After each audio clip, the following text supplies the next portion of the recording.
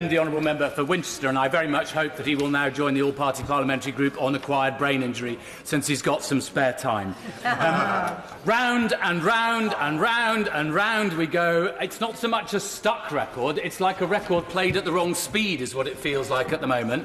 And frankly, it's about time we change direction. I'm going to vote against this today because I think it's a pretty... the Minister looks depressed and upset, like I've let him down terribly. But the truth is, this is a ludicrous attempt at a body swerve by the government. This House decided in this parliamentary session what was the proper process for proceeding. First of all, a meaningful vote on the withdrawal agreement and the political declaration all in one. That's what this House decided and enacted in this session. And secondly, that there should then be an Act of Parliament to implement it. Now, I feel that what the government actually intends to do is to use the Withdrawal Agreement Implementation Bill to repeal Section 13 of the Withdrawal Act.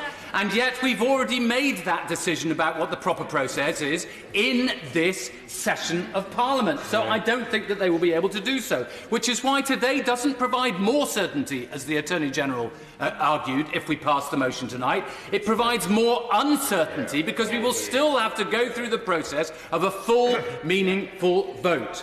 The Prime Minister, up until this moment, has always agreed with me on this point.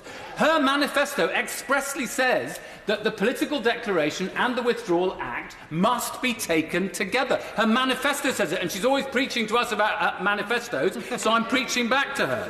She also said repeatedly, nothing is agreed until everything is agreed. And I agree with the Right Honourable Member for Stone that we should never be separating out the divorce settlement and the custody of the children. The whole thing has to go together. That is an intrinsic fundamental principle. Now, there may be good reasons for voting for this motion, and I fully accept that many ministers, I accept that ministers adopt them. But it worries me that so many have said that they absolutely loathe this deal, but are nonetheless intending to support it today. Those are not good reasons. The European Research Group said of the agreement, we will become a vassal state, many of whose laws will have been created abroad and over which we have no influence. How could they possibly vote for this? This is a constitutional crisis. We need a settlement that will last for generations. There is a deep, deep wound in the body politic, and a sticking plaster really won't suffice.